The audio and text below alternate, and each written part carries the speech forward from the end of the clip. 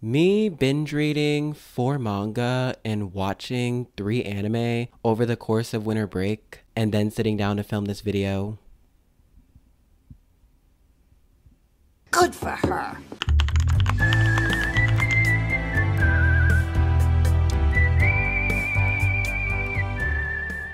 Hello, my wonderful besties. My name is Kay and I'm going to be your host for today. As you read by the title, today we're going to be talking about anime fans. This might be a taboo topic for me to do. It's not like the other topics I've done. It's not like the other girls. But I've had opinions surrounding this anime community for quite a while, so I thought I'd make a video on it. I just want to preface, by the way, that I am in no way, shape, or form saying that all anime fans are bad, because that would make me one huge hypocrite, and that is not a pretty look. My main argument here is that some parts of anime culture is what's making fans to act problematically and raise some issues in representation in anime in media. If you are someone that's just getting into the anime community and you don't want to be exposed to the dark side of it,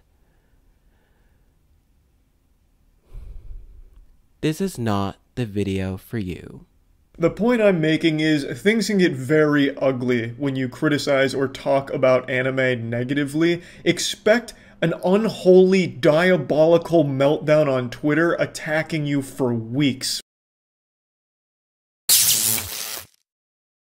Although anime has been super popular lately, it has been very prevalent in our society since the early 20th century. After the aftermath of World War II, anime allowed people to fully explore themselves and recover from the harshness of the war, which now in present-day society comprises anime fans into one of 3 different categories: an anime enthusiast, an otaku, or a weeb/weeaboo. Theo J. Ellis from Anime Motivation states, an anime enthusiast watches anime every now and then, but doesn't get too deep into the culture. They respect it from afar and keep things casual. Almost every anime fan is derived from this category, unless you consumed anime repeatedly while having a sibling, or for some reason you're just built different. An otaku is someone that is simply defined as an obsessive nerd. However, it wasn't until the early 21st century that we now transcribe that meaning into someone that loves and obsesses over anime. And by the way, there is absolutely nothing wrong with obsessing over something. I feel like if you don't have anything that gives you that serotonin boost, then what is the point of living? It's to be in the moment and be excited for the future. Yet people outside the community will be like, fans are super crazy, they wear all this merch and they cosplay, and all they talk about is the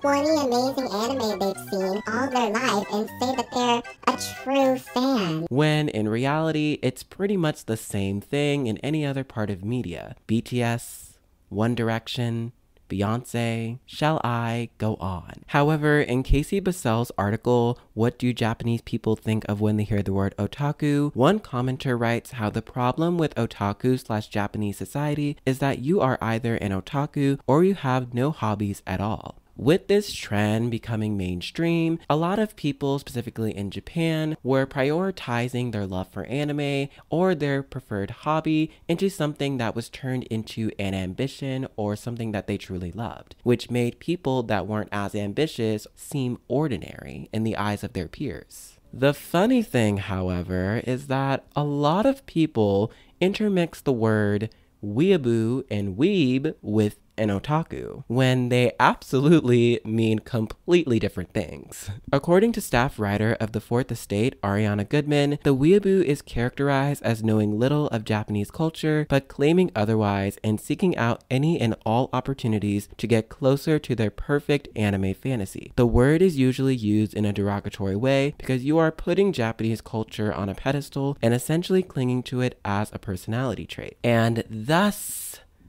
the descent into the anime fan. Just like we have food to eat and Air to Breathe, there are studios cranking out animation and animes for the lovely weebs and otakus. What? There's shows for men and women, boys and girls, LGBTQ and the non-binary people, which in and of itself is an argument in the community. And I can just blast off into this escapist media and really enjoy the characterization and inhuman elements right before my very eyes. Manga even. Little middle schoolers bringing stacks of books with them to school, exchanging their mangas and enjoying Japanese culture and storytelling that is just a lot better than a lot of Western literature when teachers will make you read stuff like The Crucible and The Great Gatsby. And teachers would often say, at least back in my day, that manga wasn't a real book. Wait a damn minute. We already live in a world where Western literature and stories about white people are constantly being shoved in our faces, that why would you take something from a different country and almost demonize it because it doesn't have the quote-unquote academic knowledge that we're supposed to learn when we're a child. But we eat it up and we love it because we enjoy Japanese storytelling. We love manga, we love animation. So we looked past all those crazy initial glares that we got from teachers. And this is where kawaii comes in. In case you don't know, kawaii is essentially the Japanese word for cute, and it encompasses a lot of different themes such as playfulness, cheerfulness, and eliciting maternal instincts. And this is not exclusive to just anime fans, but as a society, we just love cute things. Gudetama, Hello Kitty, Pikachu, for example, all embody the cute artistic aesthetic that anime fans love. However, the cuteness craze wasn't just in these small little plushies, but also raised for people that were adults to be looked at as hot or sexy. We see this a lot in eki, harem, and hentai anime that use the format of idealized bodies to attract to an older, usually male demographic. We all love to be entertained, but we all love cute things. And I think that's what makes otaku and weeaboo culture super fascinating. However, this can lead us into overconsumption, causing an environmental change, not just in our earth, but in our behavior as well. And I definitely see this in a lot of fans, specifically shonen, when a lot of popular series are coming out. They are banging on these studios' doors, telling them, when is the next season gonna come out? It's been a year. We're patient. We're waiting. When in hindsight, they don't really know the process that it comes into making 2D and 3D animation and have to understand that it's gonna probably take a little more than a year to get a whole series done. There's a lot of different process they have to go through, like acquiring the rights to turn it into an anime if it's being adapted from a manga. The animation process in general is very convoluted, lots of terrible mismanagement from studios. Eric Margolis states in his article, The Dark Side of Japan's Anime Industry, that in between, animators earn around 200 yen per drawing, which is less than $2. That wouldn't be so bad if each artist could crank out 200 drawings a day, but a single drawing can take more than an hour. Margolis also talks about how big studios like Madhouse were accused of violating labor laws and overworking their animators. Studios want to appeal to the public in every way, but in doing so, they don't realize just how detrimental their mentality is. And yes, this is bad because we live in a society that already pushes us beyond our normal limits just to make ends meet, then add the loads amount of pressure from fans, making sure that your content is good enough to be presented to the public eye. That is a lot of pressure. Unfortunately, animators being overworked is heavily gendered. Associate Professor of Film Studies at Washington University in St. Louis, Diana Wei Lewis goes on to explain in her article, She Age and Women's Flexible Lab in the Japanese Animation Industry, that a recent study that women who often worked on animation from home were especially vulnerable to exploitation and even paid less. For much of the history of anime, women were in charge of finishing the task of inking, coloring, and cleaning up drawings. For a TV series, one can earn about 200 yen per in-between animation drawing. If one draws 300 of them per month, 300 times 200 yen is 60,000 yen. It's really hard to draw 300 within a month, especially for new animators. New animators need to work long hours, so they can't have other part-time jobs. Also, many animation production companies are in Tokyo, so in order to work for these companies, animators need to actually live in Tokyo. However, the rent in Tokyo is expensive, which makes the lives of these new animators very difficult. For example, a small one-room apartment typically costs around 60,000 yen a month. Since these expenses do not include other utilities and food expenses, you can imagine that there is no way they can make a living with this low salary. Because of this tough financial situation, animation studios tend to ask candidates if they already have some form of savings or if their parents can support them financially. It's insane, right? But that's pretty normal in the animation industry. Which is so, almost funny. You're gonna ask a prospective employee if they have a stable income just so to justify you exploiting them and not paying them properly? Like, honey, this is giving desperate. I know for some people they won't think it's that bad because we live in a capitalist society and companies exploit people all the time. But this is genuinely cruel to me. You have to fend for yourself, maybe even your family. And the fact that these studios don't even prioritize their workers and making sure that they're able to give out quality material is just crazy to me. And there is already such a huge gender bias in media in general that it just really makes this harsh reality sink in. The entertainment industry in general favors marketability over anything else. And anime, unfortunately, is no exception. There is a heavy whitewashing problem in live-action anime adaptations. Even though the characters in the anime are Japanese and live in Japan and speak Japanese, apparently some white audience members presume the casting of them to be justified if they're white, which apparently is supposed to be wrong if people of color say that it's a problem for a white actor to portray a Japanese character, which it is wrong. Co-editor-in-chief of the Best of Snow, Katie Golden, wrote in her article, White by Default, "It is seen as the default to be white and straight. When a character isn't, you can almost guarantee on people asking, why? Characters that fall outside of those two groups seldomly exist unless they have a narrative reason for not being so. If it drives the plot, the characters are allowed to be different. If it doesn't, people ask why. Bonus points if they complain about it trying to be politically correct for having diverse characters. This biased lens makes whiteness the default, and inherently others anything that doesn't apparently fit that mold. People with lighter skin often affords them opportunities similarly to that of white people because white people inherently think that people of lighter skin are white adjacent." Taylor W. Hargrove adds to the conversation that the existence of light skin privilege in which individuals and social institutions unequally affords opportunities and assign social power to minorities according to indicators of status other than assumed race. And this heavily does apply in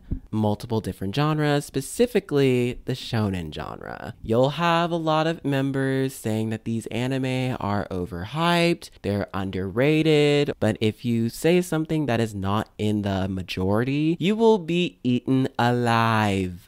Anime such as Demon Slayer, My Hero Academia, and Attack on Titan usually are the full force of this argument. There have been a lot of people that have been dislike bombed on YouTube for expressing their minority representation of how they feel about certain shows. We also got to understand that, one, how we view a show in media is going to be subjective no matter who you are. So to say that every show that's popular is amazing or great is a pretty reductive statement. I'm not gonna say that Demon Slayer or My Hero Academia are terrible shows, but if someone doesn't think the same way about it, we shouldn't demonize people just because they don't agree with what you have to say regarding a certain show, which goes into the real meat of this video.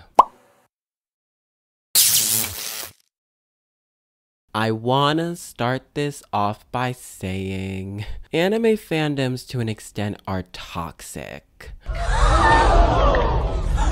They're not a safe place. Not a single part of these mainstream fandoms are safe. These fandoms are so exclusive and judgmental, it's bananas. These fandoms are truly for avid watchers, not casual watchers. The whole purpose of a fandom is to create a safe and open space for people to talk about things that they enjoy, which means the atmosphere should be mostly positive, right? But unfortunately, anime fandoms kind of craft this image that it's super inclusive, when in a lot of cases, it's just not true. And honey, when I say this stuff is crafted, I mean crafted. They'll persuade people into liking a certain character or plot development even though they just didn't really like it, and they literally harass you until you believe what they say. So for this part of the video, I want to show you other people's experiences in being in fandoms, but also exploring the fabrication of the online space in anime. The show I moist metered recently, the first season wrapped up. I gave it like a 90%. I thought the show was fantastic. But in the show, all of the characters are middle schoolers. And it does nothing for the plot because they're middle schoolers, but you never see their parents.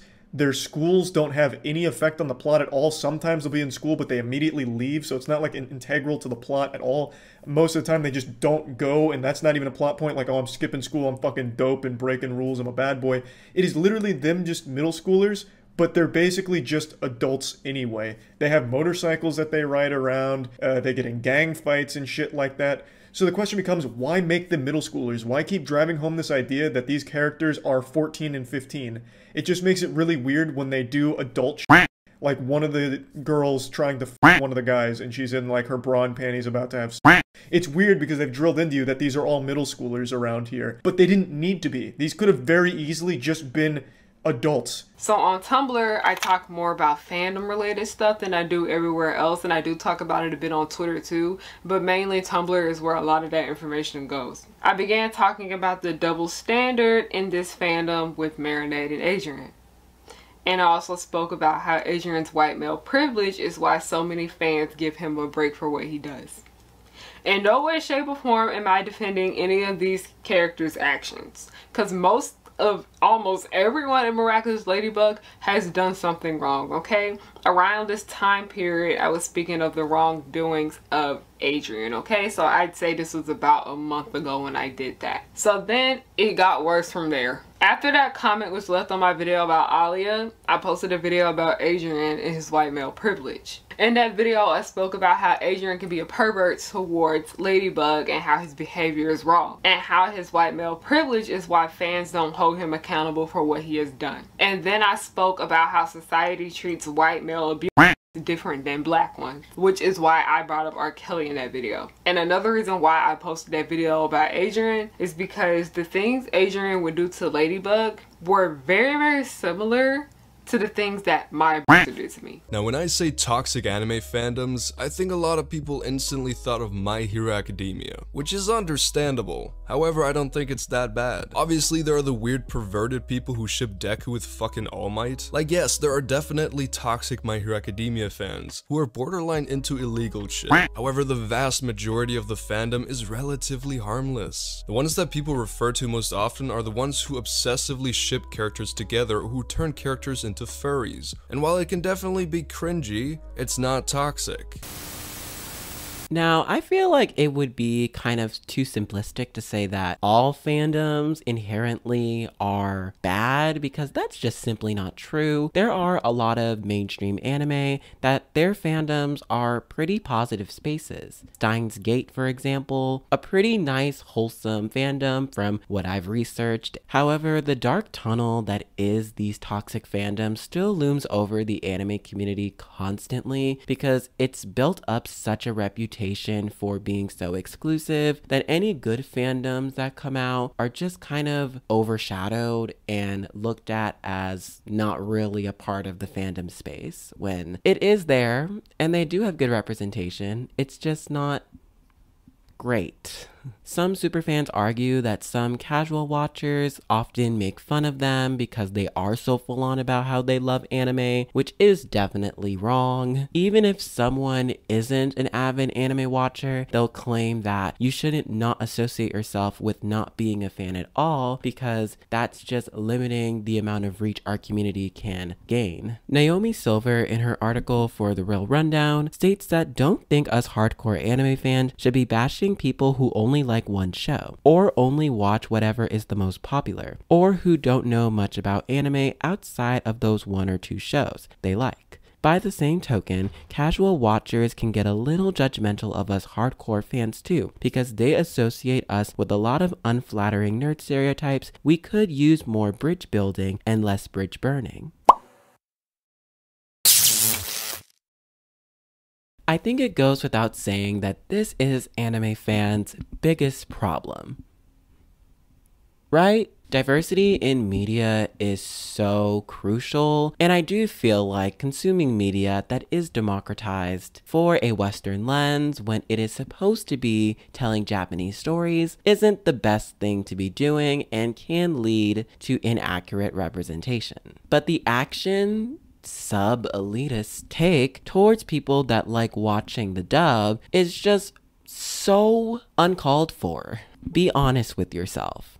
Did you start watching anime via sub? Because if you lived in the US, I can almost guarantee that you started watching anime in the dub and then learned about the sub. Correct me if I'm wrong. For me, I was first exposed to anime through Cartoon Network's Toonami channel, where they showed a lot of anime such as Naruto, Bleach, One Piece, and usually they showed it in the dub. And most of my friends as well were exposed to anime in the dub. And yes, I do consume a lot of my content in the sub, but that doesn't mean that dub is inherently bad, because it isn't. The main argument that a lot of people make is that the dub takes away from Japanese culture and the voice acting is just not the same. And I half agree and half disagree. For example, when Cardcaptor Sakura was adapted into the West, it removed the main character's name, Sakura, and just had the title named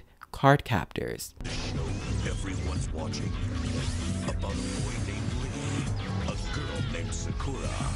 The cards have escaped, unleashing chaos on the world. It made Shaoran the main emphasis of the story by including his name first in the trailer. Another one is Pokemon, for some of the heavy uses of guns which had to be censored out in adapting it to the West because obviously, showing guns on screen to children in the US is dangerous because it's a motion that can be imitated. And apparently, there are more guns than people in the United States of America. Like anything in America, it has to be edited to fit a Western lens, either making it child-friendly or trying to adapt some principles of their ideologies into their shows to display towards their society. Women have to be self-assured. They can't be insecure. Men have to be strong. They can't express their emotions. But the argument stops there. This would be fine if sub fans didn't say that all dub is bad. You can't say that all dub is bad unless you have seen everything. So the anger and uproar from companies like Funimation making terrible representations of original Japanese anime is valid, yet people in live action films of anime think it's okay for a white person to play a Japanese character. The math ain't mathin'. I also don't think a lot of people understand that dub is global. Like, it is a worldwide franchise. So it's ridiculous to say that English dub or all dub is bad. This reminds me of this Quora thread I read a few weeks ago saying I remember watching a few initial episodes of Monsters subbed and mentally cringing every time they Japanize the German names. It felt awkward to say the least. Bearing this one pet peeve, the original Japanese version of Monsters monster, I believe, is pretty good, especially Johan. The cultural appropriation does go both ways, but we don't see as much scrutiny for other Japanese dubs in other countries than we do see in the West, specifically in America. However, subtitles can reach a broader demographic and can allow people to engage in material that wouldn't be able to otherwise. A lot of dub being stigmatized has gone down significantly. Nobody needs to be a snob anymore, as over the past 20 years, a dubbing renaissance has taken place. For the most part, dubs are now extremely faithful to their original source material, in part because many people working in the industry now grew up on anime and English dub. Alright everyone, that is all I have for you today. Thank you so much for watching. This was quite a incoherent journey today. So I hope you all enjoyed my video. Please be sure to check my description for my social media and my video request. Keep up with what I'm doing, and I will see you all in my very next video.